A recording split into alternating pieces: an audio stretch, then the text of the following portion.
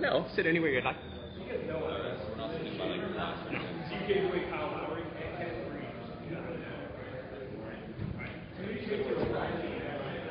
Riley had 2 trades this weekend.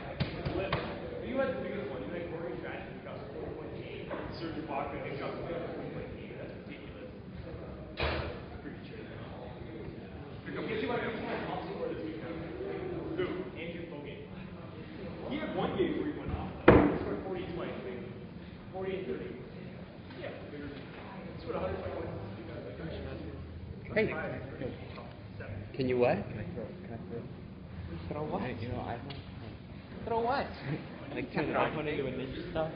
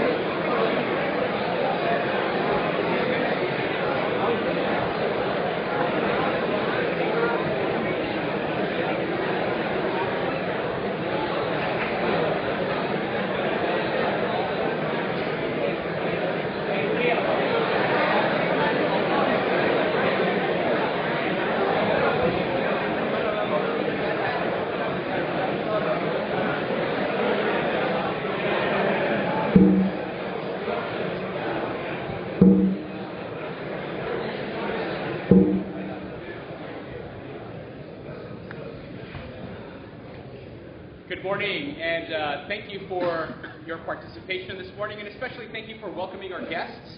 For those of you who weren't here, those of you who are preparing for our National Honor Society Chapel, we have some guests visiting from international schools around the world.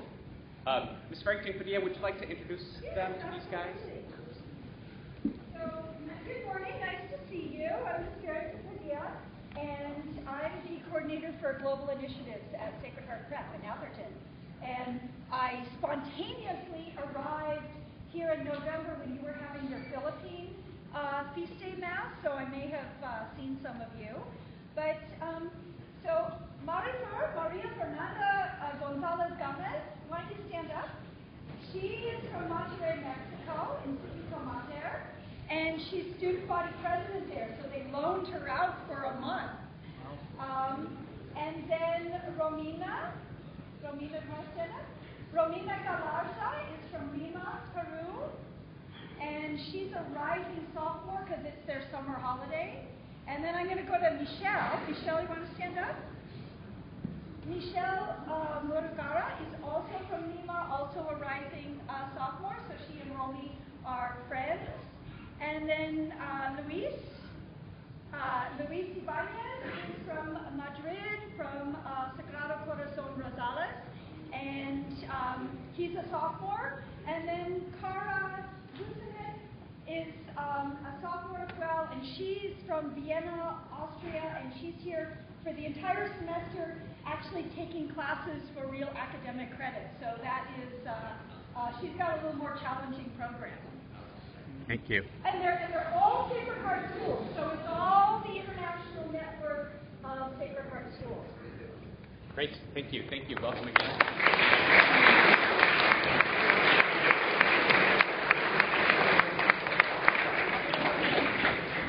And so today we're very proud to follow up from last Friday's awards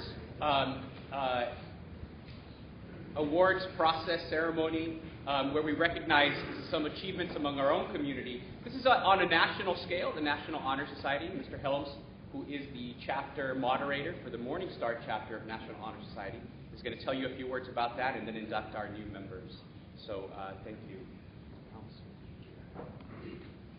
The National Honor Society is the nation's premier organization established to recognize outstanding high school students. More than just an honor roll, the National Honor Society serves to honor these students who have demonstrated excellence in the areas of scholarship, leadership, service, and character. What is both unique and brilliant about that which is emphasized and celebrated by the National Honor Society is that they align very well with many of the goals that we have here at Stuart Hall High School. The National Honor Society emphasizes scholarship. We here at the Hall have a deep respect for intellectual values. The National Honor Society emphasizes service. We here at the Hall have a social awareness that impels to action. The National Honor Society emphasizes character and leadership. We here at the Hall believe that these traits grow and develop from an atmosphere of wise freedom.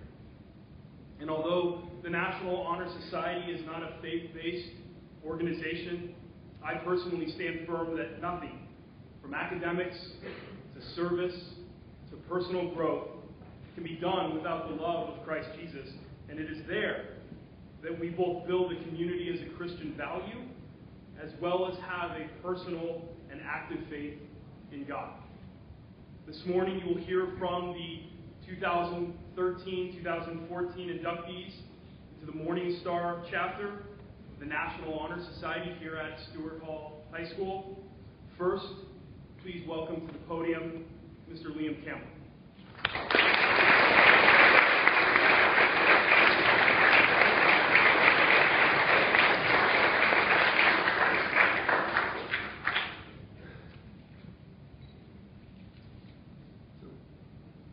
According to Google definitions, scholarship is described as academic study or achievement, or learning of a high level.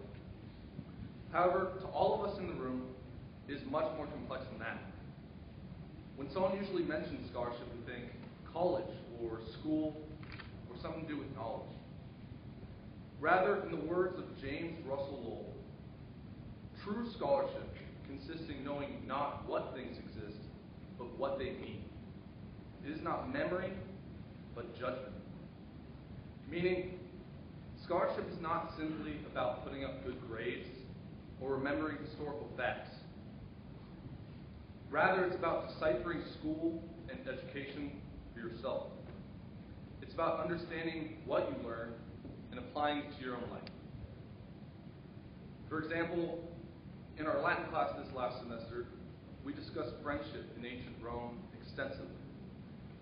From this material, we not only learned a lot, but we're also able to apply some of the concepts we learned into our own lives. I was not only able to learn the material, but I was able to fully understand it. Scholarship is about understanding and applying, not just memorizing. All of us in the room today have shown extraordinary understanding of what scholarship means. Personally, scholarship means a lot more than simply academic study. Coming from the Latin word scholaris, a scholar is a person who not only studies for academic purposes, but also desires to. A scholar is one who wants to study and succeed. In my opinion, this is the biggest characteristic of a student. A student can't get anywhere if he doesn't want to. Scholarship is the success that student earns. And that success doesn't happen without desire, motivation, and will. Scholarship not only has to do with the understanding of the material and the applications of that understanding reflected in grades, but also the desire to succeed and to learn. Thus, scholarship is again much more complex than Google sums it up. Thank you.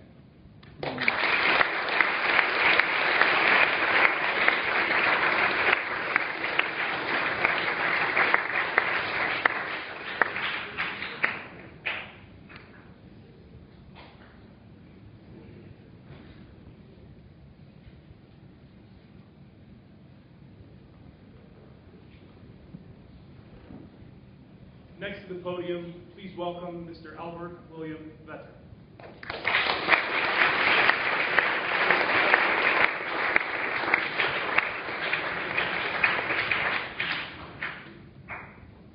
Character cannot be developed in ease and quiet.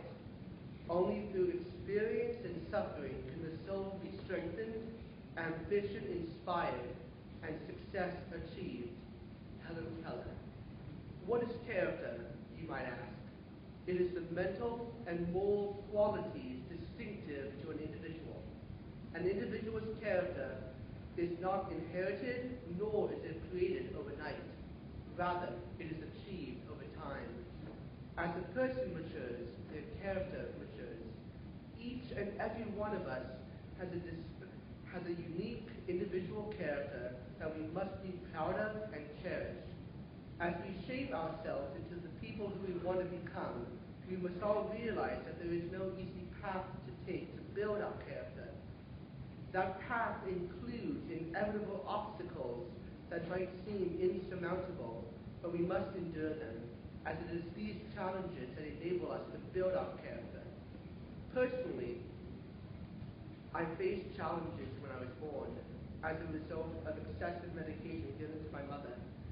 I was born with decreased myelination, which hindered the natural maturation of my muscles. My life appeared to be doomed. I struggled to crawl as a baby and was unable to speak in a comprehensible manner. All the doctors told my parents that I would never walk or talk. Would I ever be able to live a life of happiness and pleasure? My family certainly believed it. Gradually, through sheer determination, arduous effort, and personal perseverance, I was able to walk and talk. As I overcame these first life challenges, I began to build my character and learned a valuable life lesson, which is that you can reach any goal if you put your mind to it. Every one of us has challenges, and in overcoming them, we build our character. If we have the desire to achieve something, we must persevere until we succeed. This process helps shape ourselves into the person that we want to become. When we stare into the face of adversity, we need to welcome it. Perceive it as an opportunity to grow as an individual and to strengthen our character. We all have challenges to overcome, which not only allows us to learn about ourselves, but also enables us to gain compassion for others who face different challenges. If you put your mind to any goal in life, and if you are determined to reach it, you will achieve it while continuing to build your character. Thank you.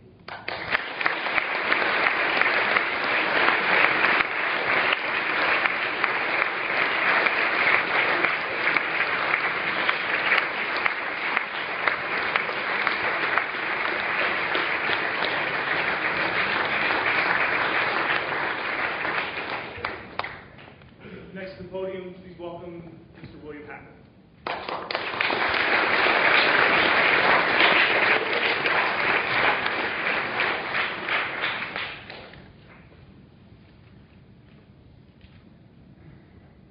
First time I ever learned about honor, I was very young and enrolled in Taekwondo. As I sat on the floor of the studio with my legs crossed and eyes upon the instructor, I listened to him as he exhorted to everyone, honor your parents. Growing up in a Catholic school, I had heard this word so many times, but I never came to understand what it fully meant. However, that day, these 3 words broke me down into a lesson which has evolved and kept close to my heart ever since.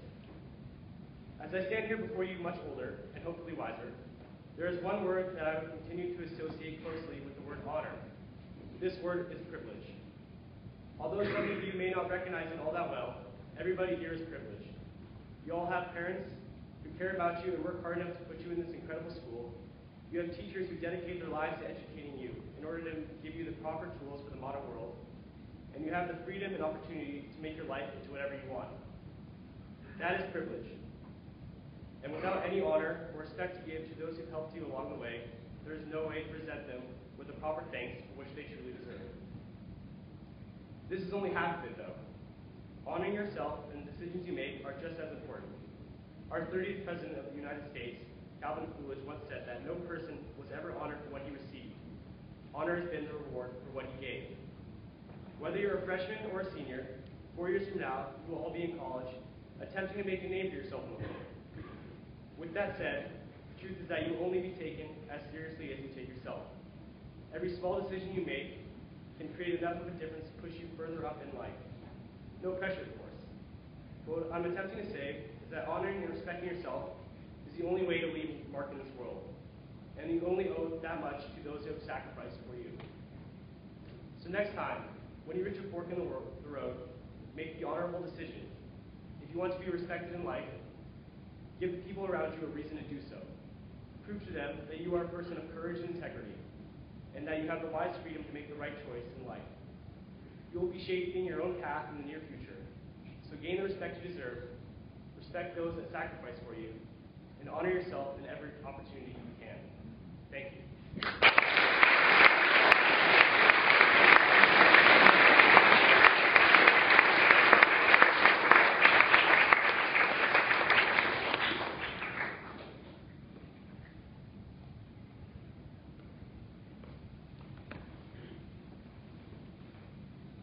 Next to the podium, please welcome Mr. Nathan Prager.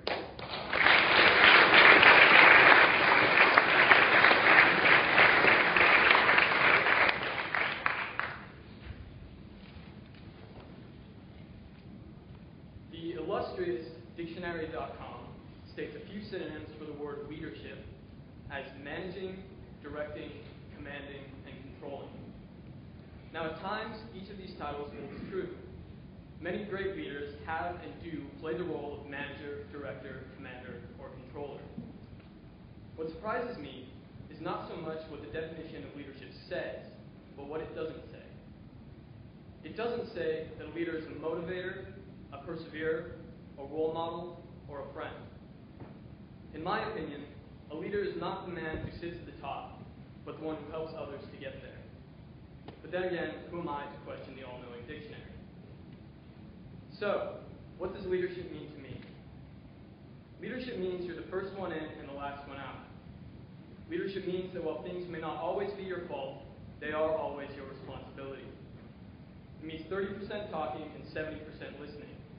It means thinking before acting, knowing when to stand up and knowing when to shut up.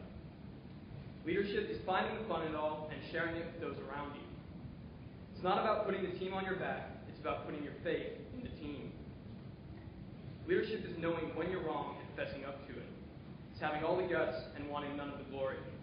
Assigning the credit and taking the blame. When we think of leaders, we often think of presidents, generals, civil rights activists, etc. We think of all the people famous for their leadership. We think of Kennedy, of Patton, of King. But what about the leaders we never hear about? Those are the leaders who I admire. The ones who don't want to lead, but do so because they know it's their responsibility. They are not leaders of great nations or of vast armies. They are neither famous orators nor people of great influence. They are the ones who know that it's less important to do things right than it is to do the right things. I admire the leader who doesn't persuade others to stand behind him, but who asks others to walk alongside him.